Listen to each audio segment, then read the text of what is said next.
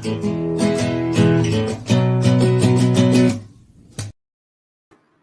everybody, welcome. I'm Daniel G. Garza, and this is another episode of Put Together Conversations. Thank you for joining us. I want to welcome all our friends on Facebook, Netflix. I'm not Netflix, Facebook. That's a dream come true, I hope. Netflix, again, I said it. Facebook, YouTube, LinkedIn, and Twitter. Thank you for joining us, folks. But if anybody from Netflix is watching us and wants to put us on a show, hey, we're ready to do that too. I want to thank you all for joining us. Remember, this is a show about where folks come from, where are they now, and what their journey's been like. And the idea is to motivate and inspire other folks to go after their goals and dreams. And I hope that you will be inspired with today's show. My guest today, let me pull up his name. Here we are. There we go. Denzil Meyers has fallen, picked himself up, and started again many times. He has developed an uncommon set of survival strategies from improvisation, clown school, modern dance, and life coaching that have aided him through his 3 divorces and other failures. And he's going to come on the show to share with us today. Denzil, hi, sir. How are you doing? Hello, Daniel. I'm still here. I'm alive. So that's good. That's a good thing. Yeah. It would be a totally different show if you were a ghost and we were just chatting here. Yeah. Well, hopefully when I die, I can come back again on the show and we can see how it might be different. That seems fun. Will you give us an exclusive if that happens? I just want to make sure. Absolutely. Absolutely. You'll be the first. We're so on. We'll be sitting going, knock 3 times if that's a yes. Yes. Knock 3 times. So good to have you on the show. Thank you so much. Yeah, sure. Yeah, my pleasure. For those of you watching us, I always like to tell you how I met my guest. And Denzil and I was lucky enough that he's one of the folks that we were paired together on Lunch Club. And I'm sure you guys have heard me talk about Lunch Club several times.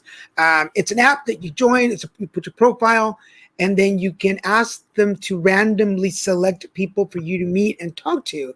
And you can sometimes select people that you already know. But I'm like, I want to meet new people. And one day, Denzil and I were met together. How long have you been on Lunch Club? I think about a year, a little over a year, right when the pandemic started and I couldn't leave the house. I thought, okay, this is a good way to stay in circulation. And meet people from all kinds of walks of life. So yeah, it's been really good, actually. I've enjoyed it. Pretty cool. I started in October of last year, right before Halloween. And I really have enjoyed. In fact, you're one of the great people from Lunch Club that I've met. That I for those of you watching, yes, if I meet somebody really cool, I'm like, you need to come on my show and talk and share your story. And Denzil was one of those folks. But let's get started. Denzil, tell us how you put it together. Well, I'm going to go back to what I asked. I had one question before we started, which is, what is the story about? Is it about like how we didn't die, right? I mean, how are you still here after all the things that have happened to you, right? That's the idea with the show. Yeah. Yes. Yeah. How do I put it together? You know what? I have no idea. I don't know how I do these things. Well, what you said in the introduction, which is that, I feel like I've fallen down a lot and that I get back up and I keep going. I think when I was younger, I wasn't sure if that was such a good idea. I was like, maybe I'm just too stupid to stay down. But, like in that Rocky movie, he's saying, stay down, Rocky, stay down. But Rocky gets up again and you're like, oh man, don't do it. But as I've gotten older, I realized that is the thing that makes the difference. Everybody has moments where they fail, they fall down, they make a mistake, they screw up. Somebody throws them in front of a bus. And really, the measure of your life is that you don't give up and you keep going. Sometimes it really hurts and it takes a while to bounce back. But that's the key. You mentioned clown school. The one-liner that I got out of going to clown school, I got a lot of things, but one of them was, everybody falls down, clowns bounce. And I'm determined that when I bounce, I'm not just bouncing back. I'm going to bounce forward. I'm going to bounce better. I'm going to use my failure and to learn some stuff and see if I can grow from whatever information I got by, falling face down in a pie or cement or whatever you fall face down into. So yeah, that's it in a nutshell. I try to bounce. Yeah, on one level, that's what I would recommend. Yeah. I feel like in my life there was like those first moments of like, oh wow, like this was like, ouch, this hurt. Do Yeah. you remember your first ouch moment? Well, without going too deep, I think my first ouch moment was in the womb. Honestly, I know that sounds awfully depressing, but yeah. Well, I'm going to say, yeah, seriously. When I was conceived, my parents really didn't know each other very well, and I do. I think that I think my mom was freaked out at first. My parents didn't know each other. They weren't married. They weren't sure they were going to be together. And I think that she, was scared. And so I think I got a bunch of those chemicals in the womb. So maybe that was my first ouch moment. The thing is, when you're a young person, I mean, now I'm thinking about somebody died when I was 6 or 7 years old and things like that. You don't really realize in a way that it's an ouch moment. I mean, you feel the thing. It's confusing in the beginning more than painful or sad or discouraging. I mean, it's just confusing when things don't work out. People die or something bad happens, and young people, just their brains are so malleable. They're just trying to make sense of the world and understand what the world is like. And so, yeah. That I don't know if I remember my first ouch moment. Wait, does sticking a pin in a light socket to see what would happen, does that count as an ouch? I'm gonna say that in the grand scheme, at that moment, that must have been an ouch moment. But it's interesting that you bring like facing death per se at a young age, because I remember being about 3 or 4 years old. And this little boy that lived across the street from my sister's house, she's much older than me, died. And we were best friends, as best friends you could be at 3 or 4 years old. But when they were like, well, can I go play with him? And they're like, well, he died. I'm like, well, what does that mean? Like, I don't, right. That doesn't answer my question. Can he come right. and play? And they were like, well, he's dead. And this is back in Mexico where they do the viewings at the houses. I'm like, well, I want to go see. And God bless my sister. She took me to go see him in the convent. And it still didn't register, but you're right. I feel like some of those memories or those experiences as a kid, you don't know what the ripple effect it's going to be for later. Does that make sense? Yeah. You don't really know how those things affect you. I mean, I sometimes wonder for myself, my grandfather died when I was 6 or 7. And then when I was in 5th grade, my 4th grade teacher died. And when I was in 6th grade, my 5th grade teacher died. And when I was in 9th grade, my 8th grade teacher died. And I don't know. I mean, that's just my life. Like, that's just the stuff that happened. I don't have anything to compare it against and say, oh, it was so much different than somebody else. Those are just the things that happened. And I'm sure that I have made some kind of story about that that's all deep in there. But I'm not really sure exactly what that is. But I realized at some moment, a lot of people have died. When I was young, not when I was 40, but when I was younger than 20 or younger than 30. I don't know. I guess I lost a lot of people, one way or the other. Yeah. So what is that? As you're here, I can ask you. What does that do to your perception or your acceptance of death? Are you like comfortable with it, the conversation of it, or is it triggering? Well, I'm going to say, all those things. I've been really thinking about it recently. That grandfather I mentioned was my mother's father, and he died when he was 60 years old. My father no relation to my maternal grandfather, also died when he was 60. Now, those guys aren't related, but I'm related to both of them. And I just turned 59. And so, Oh, wow. yeah, in the past year, I've been saying, okay, I feel good. I mean, everything seems great. But, do I have a year left, or do I have, 40 years left? I don't, it's going to be one or the other. And yeah, I guess I'm not, I'm not saying like I'm going to leave and go wind sailing for the next year because I might be dead at the end of the year. But, it crosses my mind, like, how much time can you spend not being in the place that you think you need to be, or the place you want to be? I'm not talking about what kind of car you drive or what kind of house you have, but just kind of being true to yourself in some ways. Yeah, anyway, it's really made me look at my life and what I'm doing, and also made me look at some of the things that hurt that I am still holding on to. Right? That's the part. Everybody, we all make mistakes or fall down, or like you said, you get divorced. I've been divorced 3 times. It was never my choice. And so even if it is your choice, it's still painful and difficult.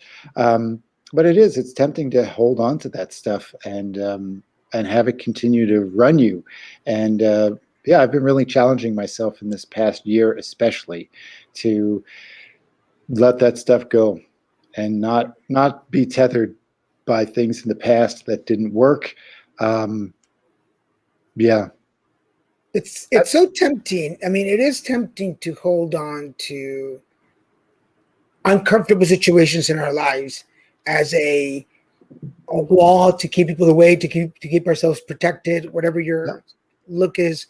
But definitely, and we've talked about here on the show with several of our guests, the lockdown put us all in this. It forced us to be in that proverbial wall, either Right. literal and figuratively, Right. to look at ourselves and be like, who am I? Where am I going? And what am I doing? So I guess that helped to bring all these ideas to the front for you. Yeah, I think it does. One of the things I started actually in the past year, when you talk about the wall, maybe some of your listeners are familiar. There's a form of therapy, and it could be self-therapy, or you can use a therapist or a coach, and it's called Internal Family Systems, IFS. And the basic idea is that all of us have multiple personalities. We don't have a personality disorder, but we all have multiple personalities, multiple parts of us that have developed over time, and they're all in there. And so sometimes everybody recognizes that there are moments when they hear a voice in their head that is telling them that they're not so good. And you're like, and you kind of push it away. Yeah, that could be a part, or that's probably apart from some earlier part in your life that is, trying to protect you or communicate. So the work of IFS is to not ignore those parts or try to push them away, but to actually meet them and greet them and make friends with, the voices inside of you that tell you that you may not be okay. And in that way, it's totally different than a lot of other things that we normally want to do, which is to minimize the pain. Here's a way to actually go into it and claim it as your own. And so you start to talk to these parts of yourself and say, hey, what's going on? What's happening for you? And I bring it up because I recognize that there's a part of me that is a boy behind the wall.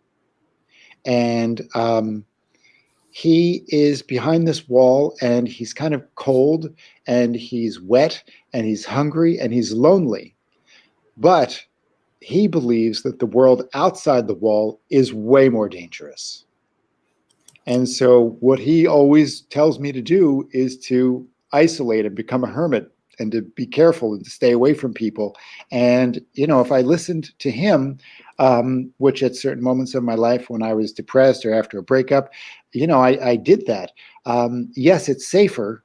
I get the safety of that, but it's actually not a satisfying life to be cloistered away and protected like that. So in the past year, one of the things I have done is to talk to some of my other parts about and get in touch with that kid and say, okay, look, how do we let this kid out? Because he's got something to give. He has things to love. And how do we make the world and our world safer so that he doesn't have to be trapped behind the wall? Because, yeah, that's some old part of me that got formed when he's about, how old is he? Somewhere between maybe 12 and 16. He's in that range. Yeah. Yeah, and I did, I did some therapy. I had a therapist for a try, and I went and we met that kid and we talked to him about, what's happening for you and, what do you see? And he has a couple people that are protectors for him. One of the protectors, I'll just tell you a little bit. One of those protectors is called the Refusenik. And he's a guy that just says no. No, don't do it. No, no, no. Anytime you want to take a chance, he says no. And I recognized that he existed. One day I was ready to go out somewhere. And I looked in the mirror and I said, it doesn't matter. And I walked away. And I realized that I had done that literally 1,000 times. Looked in the mirror, and the last thing I said to myself is, it doesn't matter. And it was unconscious. And all of a sudden it became conscious. And I said, wow, what the hell am I saying to myself when I say it doesn't matter right before I walk out the door? Yeah, that's him. That's the Refusenik. He protects this kid by anything that happens, anything that comes by. He says, no, we can't do it. No, it's not safe. No, it's not worth it to even try. Don't try. Just let it go and walk away. Yeah, and if I left it up to him, I would never do anything. Right. But again, I would be deeply unhappy and unsatisfied with my life if I took that safe road. Yeah. That's interesting. Let me just remind everybody, you're watching Put It Together Conversations. My guest today is Mr. Denzil Meyers, and we're talking about death, following the ouch moments, and we're talking about IFS, internal family systems, which is really interesting. I didn't know there was a name for it because several years ago with my therapist, maybe she knew about this, but we had started to develop where, especially after my cancer, I always, when I got clean and sober, I had these personas. I had me, alcoholic Daniel, drug addicted Daniel, HIV Daniel, and we would have meetings. I would have mental meetings with him and go, okay, hey, this is what's going on. Like, are we good? Like, okay, no triggers, right? Everybody's gonna behave because we're going to a bar for a party. We're all good, right? But then when I wrote my book over the lockdown, I went and talked, because it's a kid's book. I went and talked to 6-year-old me because I wanted him to be part of the story because it was written for him. Yeah. And so it's really interesting that you bring this up. And so your 6-year-old you, what did he have to say? Anything that was surprising to you? Yes. I didn't realize how I'd forgotten how creative he was. And I'd forgotten how dismissed he felt sometimes. My mom was 41 when she had me. So after 2 other kids and then me, kind of a surprise. Right. They worked all the time. I don't think they had the energy for it. I was always kind of dismissed, like, well, go find something to do. Like, my thing was always like, what do I do? They're like, well, find something. I'm like, I'm 6 years old. That's why I came to you. Like, what? Like, hello. Right. So I went back and talked to that little kid and said, if you could tell a story, if you could really tap into your imagination, what would you want to tell other kids? And the book came out. So it was really cool. Right. So we do have a question on the board for you. Yes, sir. Have you found it challenging to work with psychologist professionals? If yes, then how have you overcome the situation? I think psychological professionals, psychologists, psychiatrists are just like any other any other field. Some of those people were going to work for you and your personalities will connect. And sometimes you'll say, oh, no, this is not the person for me. And you should give yourself the permission to say that when you should interview a psychologist, a therapist, whatever, go and meet them and have a session. And, just because they're a professional, if it doesn't feel right, or you're like, this person doesn't get me, or I don't get them, keep looking around. There are a lot of qualified people. You should work with somebody that, that you feel safe with, or you feel like this person understands me. And if you are going to a therapist that you feel is secretly judging you, you should, for example, you should definitely get a different therapist, because it's easy, and you should just bail on that one. Yeah. So I have I'm going to turn this around for a little bit. Yeah. Can we clown around for a little? Let's talk about clown school, because that's one of the things that really surprised me in your bio. We didn't talk about this when we met, so it was interesting in the bio. Why clown school, and why? Yeah. I definitely have something to say about this, and your timing is right, because I was thinking, okay, we've talked about this death and dying and whatever, let's get to the, bouncing back and all that. Yeah, let's get to the issue, the learning from clown school. Here's the long story. I'll give you a little bit of a long story. A bunch of years ago, I was dating a woman, and Halloween was coming up, and she said, oh, what are we going to do for Halloween? And I said, bah humbug, I hate Halloween. Halloween sucks. And she said, who says that? What is wrong with you? And instead of just letting it roll off, I went home and I said, yeah, what is wrong with me? And I started to figure out that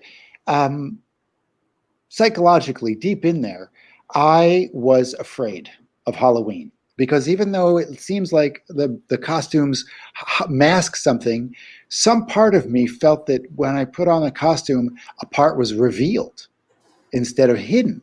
And I was scared to reveal this part of me that was in there. And I said, wow, that's crazy. I'm afraid of Halloween because I don't want to reveal myself.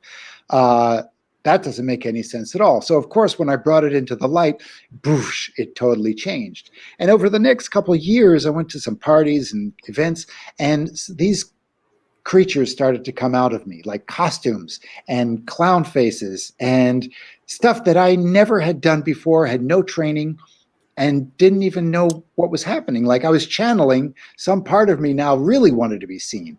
And so I wound up being out a number of times, kind of dressed as a clown with no idea how to inhabit that body. I really felt like I was the puppet, and I was like inside of this thing that I didn't understand. So I saw some theater said, oh, this clown teacher is coming from Italy to do a weekend. And I said, okay, I'm going to just go, because obviously clowns are trying to get my attention. I should step up. And so I went to the thing with the guy, and the process is not that you invent something or you create something. You improvise and you work with your body, and a creature comes out for you. So you're not responsible for making it up. It just is part of you, and he comes out. And the creature that came out for me that first weekend, my clown thought that he was smarter and prettier than all the other clowns. And when he came out, I realized that he is a part of me, and that there is a part of me that thinks I'm smarter and prettier than everyone else. And I was embarrassed. I was really embarrassed of this guy, and I hated him. I didn't want that to be me. And I had a really difficult time having fun and exaggerating and playing with this creature that was a part of me. And it was like the most uncomfortable thing that had ever happened to me, in my brain and experience. And at the end of the weekend, I went to the teacher and I said, thank you and fuck you. And he laughed and he said, you'll be back. And he was right. The next summer, I went to take his course in Boulder.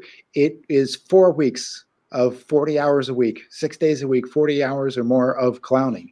And it was hard. And then the next year I went back for 6 weeks. And clowns suck. That's basically the bottom line. Clowns suck. Clowns are not competent creatures.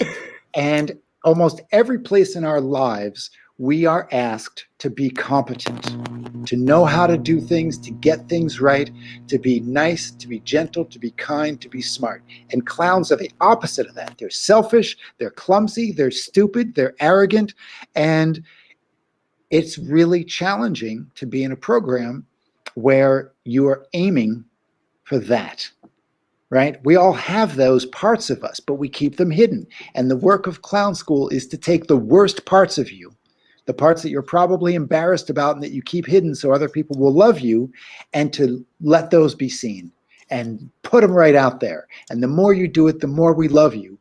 But it's terrifying. It's the most terrifying thing I've ever done is to go to clown school. Yeah. So are you okay, well, let me ask you this. Like, does your clown have a name? Oh, yeah, I have now like maybe 3 of them. I mean, that guy's name, yeah, they get names and voices, and yeah, they have an attitude about the world and all kinds of stuff. So you created 3 different clown personas out of that. Yes. Yeah. Well, that's really cool. Okay, so yeah. I don't know how to ask the question. Let me see if it makes sense. So, is there you? Yeah. With all your securities, competence, and insecurities, and then are you able to release that through the characters so that you don't have to, or does it, or is that like your form of therapy? Yes, I think it is a form of. For me, it was a form of therapy. My clown teacher is also a Gestalt therapist and like some kind of Chinese martial arts master. So for him, yeah, this is all one thing.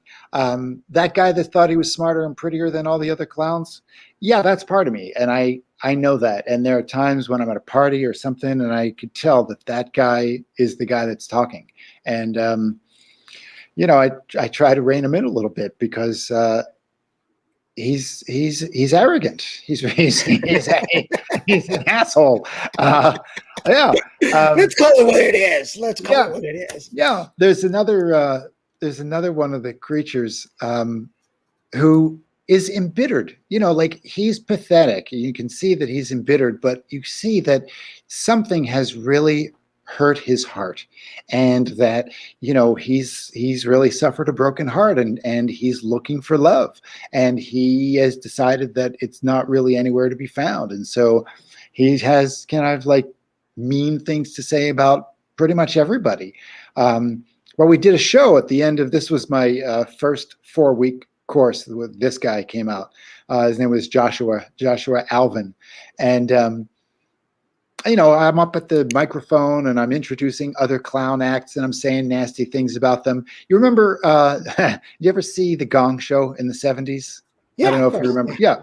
So that guy, he would introduce the acts and he would say, I like this next act. Then again, I like Milk of Magnesia. And everyone would right? So Joshua Alvin would say stuff like that.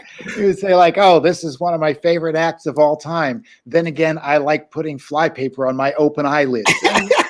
Like, what the hell is this guy doing? And so and he sings a song. He sings that Carpenter's song, Superstar, about the girl saying, the guy with the guitar, long ago and oh so far away, you said you would come back to me. Like he sings that song.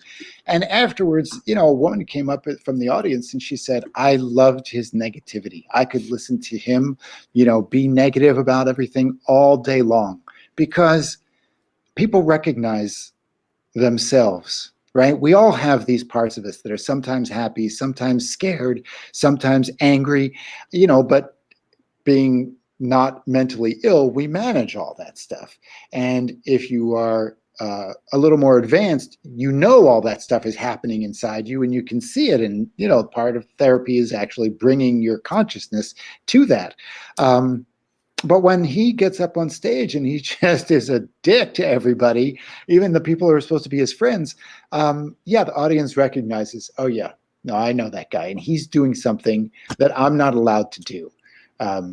Yeah. That's slightly different topic, that we go to the movies or we go to the theater to see the characters do things that say yes when we say no in our own lives, right? Yeah, well, there in there lies the popularity of Rodney Dangerfield, Andrew Dice Clay, like all these characters, Yeah, Andy Kaufman, like yeah, all these people that went to that extreme.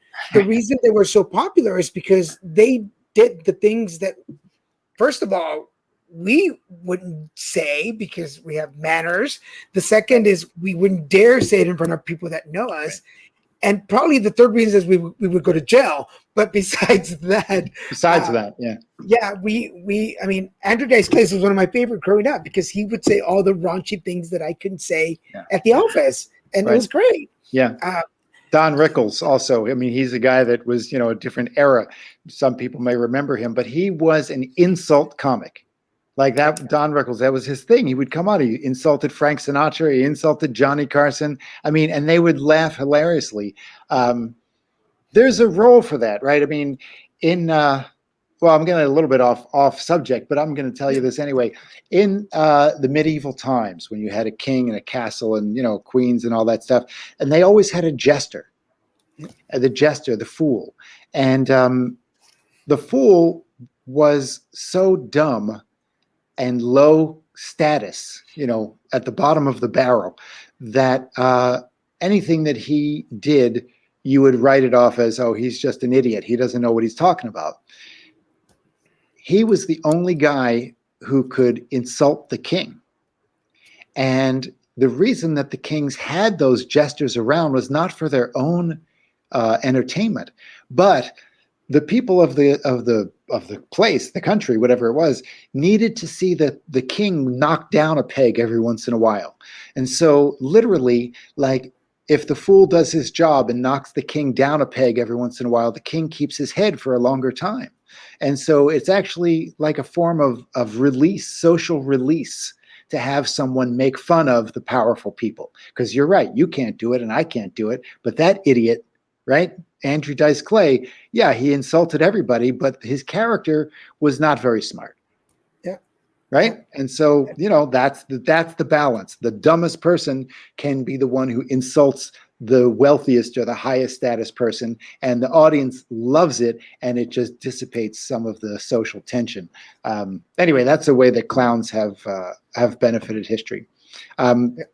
Now, let me say a couple other things about clown school. Can I keep going with this? Please, before you say that, let me remind everybody you're watching Put It Together Conversations.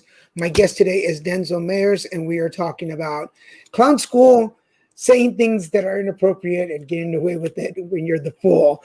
So go ahead. Yeah. So the work of clown school is not to be just uncomfortable, but to go places that you don't normally allow yourself to go. One example is there was a woman in my class one time, and she was from Boston, and all we wanted as her friends was to see her clown like rip into somebody. But because she was a woman and she was taught from a young age that girls are supposed to be nice and they're not supposed to be mean, it was really hard for her.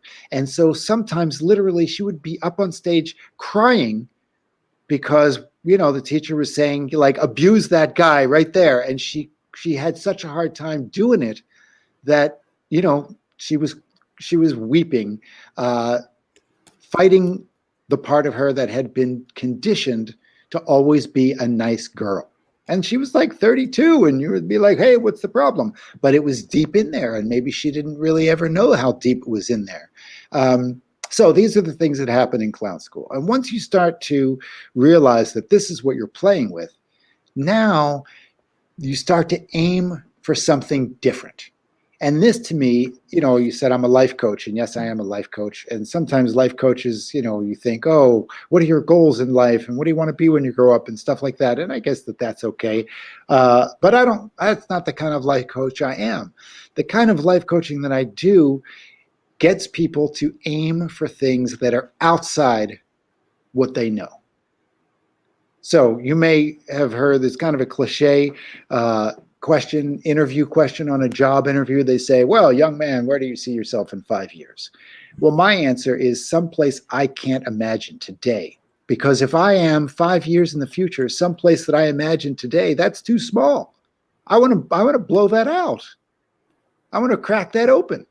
So now what we're talking about is your comfort zone. Do you want to operate only within your comfort zone? Do you want to operate and do things that you only know how to do, that you are sure you're going to be successful? I mean, that's okay. There's definitely a time for that. But if you really want to grow, you're going to aim outside of your comfort zone. You're going to aim for something that you don't even know if it's there. And so for me, failure means hitting something that was not something that you previously knew. So if you look at it that way and you say, okay, I'm swinging for whatever's over the fence that I can't see. And when you get out there, whether it's failure or success or all that stuff, it remains to be seen. It really depends on your experience. I could go over the fence, find myself in a completely unfamiliar territory, and that could be great for me. Or I could say, oh man, I never even knew this existed. I'm going to totally change my way of doing something or make a big right turn, and then I'm in some new place all of a sudden. So I think failure gets a bad rap. Everyone wants to avoid failure. They want to avoid mistakes, but all the best companies and all the innovation in the world comes because people kept going when whatever they were trying to do didn't work out. Yeah. I talk about that a lot when people talk about my shows, and I'm like, where it is now. And that first video that I did for a minute in 2008 on YouTube, right? And I'm like, y'all see this show now, but you haven't seen all the episodes and stuff that did not make it. That I look at it now and I'm like, ooh, like how did that? But yeah, I'm like you had the courage to begin, right? Yeah. You had the courage to begin. You said, how can I start this? And that is a great question. Not how can I succeed at this, or how am I going to get famous, or when do we get on Netflix? If you thought about those things, like my refusenik would say, oh, that's not possible. Just don't start. Just don't try, because you're never going to get there. Instead, make the goal something small. How can I begin? And if you begin and then you do it again, and then how many times have you done this? Couple of hundred times? How many times have you done this show? Yeah. Yeah. So it changes, it grows, you learn. And it's interesting. You bring, say his name again. Whose name? Your reject. Oh, the refusenik. Refusenik. There you go. Refusenik. Yeah, he refuses. Because I had a personality like that, and but it was I give the. Okay, so I'm a narcissistic. They're all Daniels. They're all versions of Daniel. Yeah, that's right. And but we just went through this in my therapy sessions like a month ago, where my therapist kept saying, I kept saying things like, "Well, worry Daniel doesn't do this because of this, and worry Daniel this." And one day she was like, "I have homework for you." And I was like, "Okay." She's like, "I want you to write a letter to worry Daniel, and I want you to." I kept telling her that everything in my life is work. It's always an office. It's like there's cubicles and everybody has their space. And she's like, I want you to fire Worry Daniel. And I'm like, what you talking about?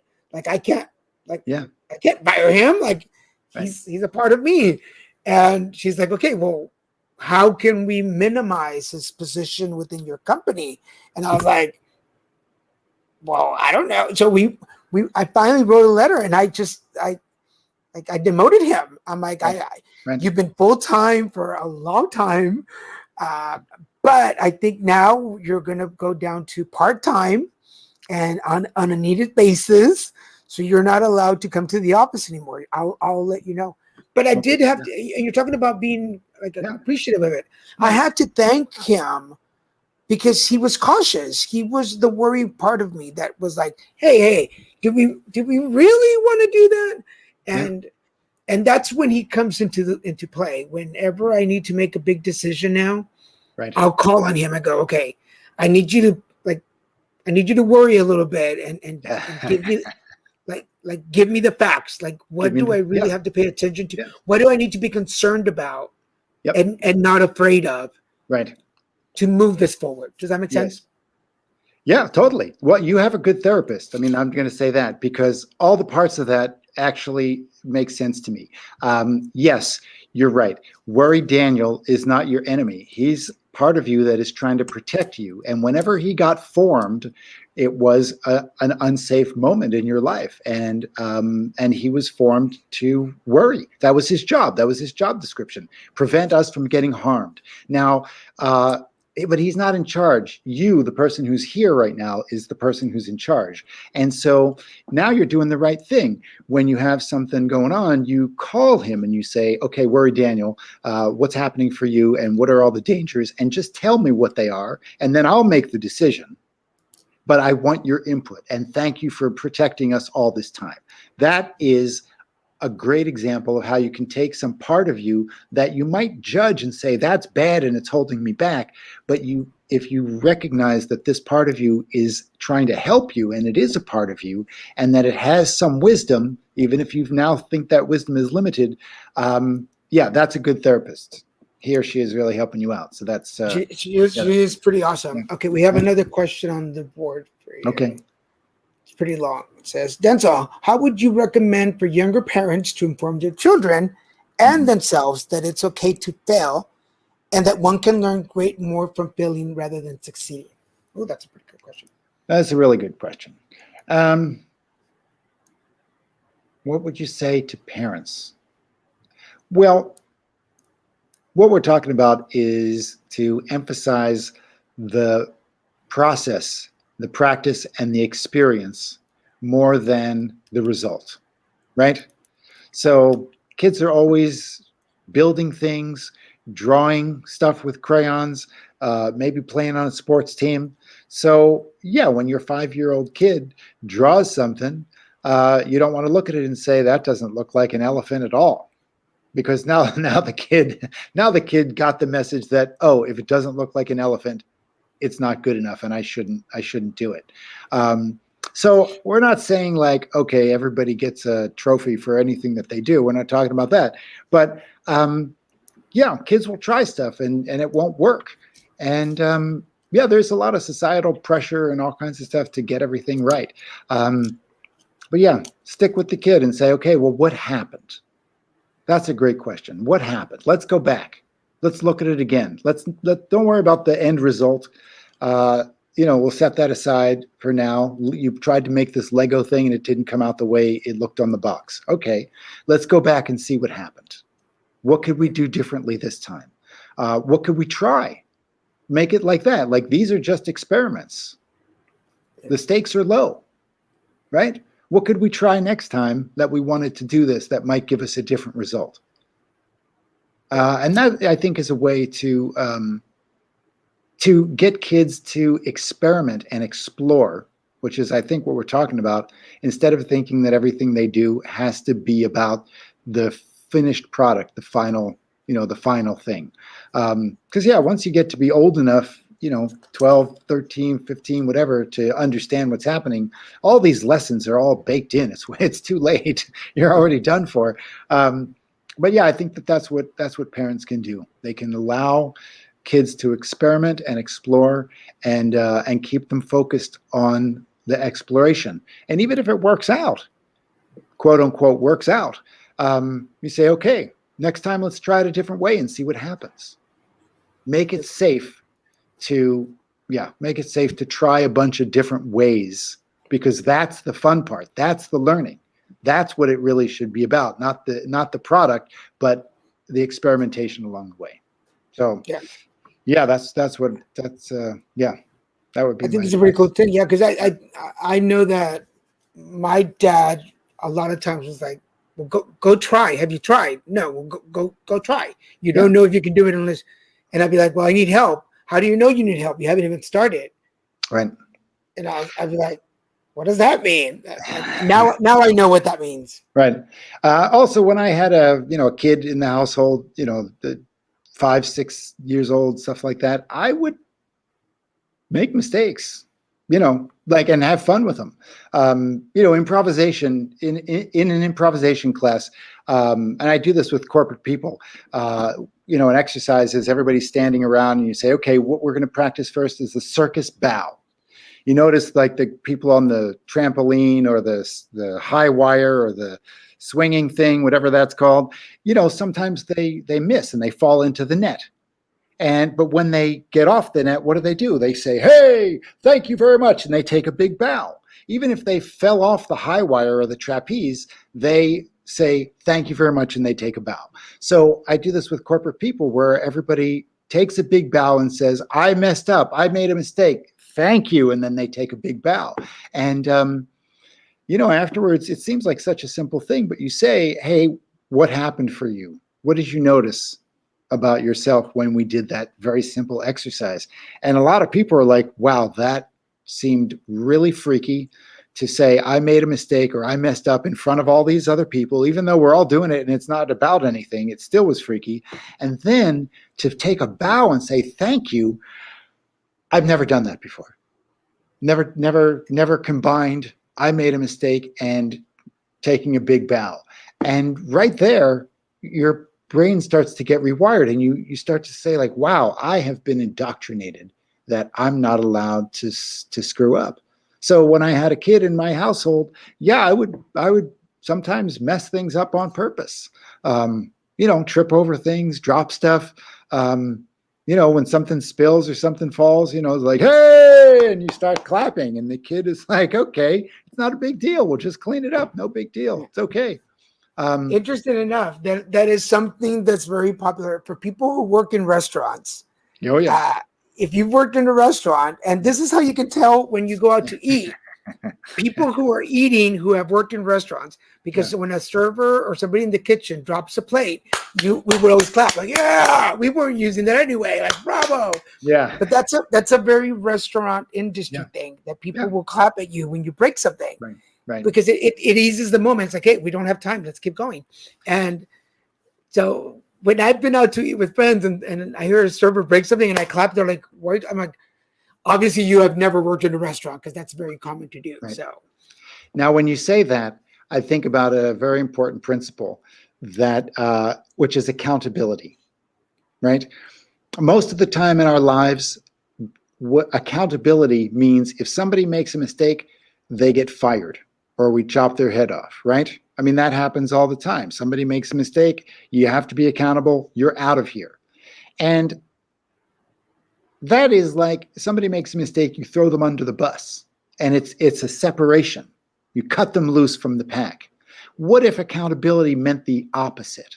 That when somebody made a mistake, that the group made sure we keep ourselves together. And what you're talking about in the restaurant is exactly that. This person, some busboy, poor busboy, dropped a whole pan of dishes and it's smashed all over the place. And the waiters, waitresses, the management, everybody says like, okay, you're still one of us. Yes, we know you're working hard. You're in with us. You're all good. And I think that accountability should be, if you make a mistake on the job, you should stay there, clean it up, get your colleagues to help you learn what to do different next time. And that will make the team stronger. Instead of accountability means that somebody gets taken out back and shot. Which is exactly what we do. I mean, if that's what accountability means, then everyone's terrified of making a mistake. And if you're terrified of making mistakes, you shoot for something low.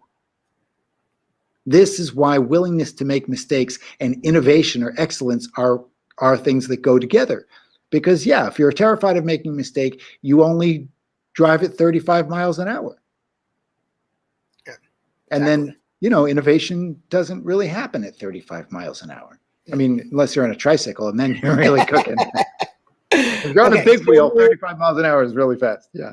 We're coming down to the last 10 minutes of the show, and we passed the moment where I usually ask my guests to drop some words of wisdom, although the show has been full-packed of wisdom. What words of wisdom can you share with my audience? I'm going to tell one more quick story. I was dating a woman a few years ago, and we had kind of just met, and I was figuring things out, and we were walking, and she said, well, you're old enough to know what you want, aren't you? And I knew that the answer was supposed to be, and I said, yeah, I guess so, but I really didn't feel it. And I waited a minute and I said, no, you know what? No, fuck no. I'm not old enough to know what I want, because if you're old enough to know what you want and you get it, that's a strategy for ordering a sandwich. Right? When I fall in love, I want to be surprised. I want to be confused. I want to be knocked off my feet. And I'm not saying that we should always be confused and surprised and knocked off your feet, but choose the moments when you want a sandwich, and choose the moments when you are willing to put some more things at risk and allow yourself to be different, to be changed by the experience, by aiming for something you don't know. I talk about it like this. I navigate now sometimes by steering towards the dark. You know, like I turn off the headlights, I put the car in reverse, and I look in the rearview mirror, and that's how I steer. Now, I don't do that when I go to the supermarket. You know, when I go to the supermarket, I get the things that I want to get. But at other moments in my life, like falling in love or, you know, doing some creative work, yeah, I'm doing it because I don't know if I can, I don't know where I'm going, and I don't know if it's going to work out. To me, that is what makes a quality life, is living in that zone that is right outside your comfort zone, where you're a little lost and you're a little scared, but you're doing it anyway. That's very cool. Yeah, it's what I usually tell my clients about, like, go experience the gray for a little bit. Not everything has to be black and white. And there is so much fun in the gray. So go enjoy it. Yeah, I'm not black. I'm not black or white, even though my name is Denzil. People think I'm black on the telephone, especially, which is fine. But yeah, I'm. My whole existence is in the tan zone, not the gray zone. The tan zone. Yeah, I'm tan. Come into the gray, people. It's fun in here. Yeah. If you guys want to get in touch with Denzil, this is his Facebook page link, so you can connect with him on there. I think we have another question out here. Hold on a second. Oh, another question. Okay. Being on the edge on the comfort zone is they're commenting when you said being on the edge of the comfort zone is the best place to be. Yeah, and Stephen Prevost is one of our favorite guests here. He's been on the show a couple times. Yeah. But yeah, that he's definitely also an example of, like, sometimes you just gotta. I think I learned about that edge part when I went into rehab, and they were like, drugs and alcohol were the only escape I had to be spontaneous and adventurous. Right. And in rehab, they taught me how to be in the gray without needing all drugs and alcohol. Like, can you relax without needing to drink or do drugs? And I was like, that's insane. Of course not. And I was like, how dare you? Right. And then they were like, well, give us 3 months and we'll teach you how to do it. And here they go. So yeah, it's pretty cool.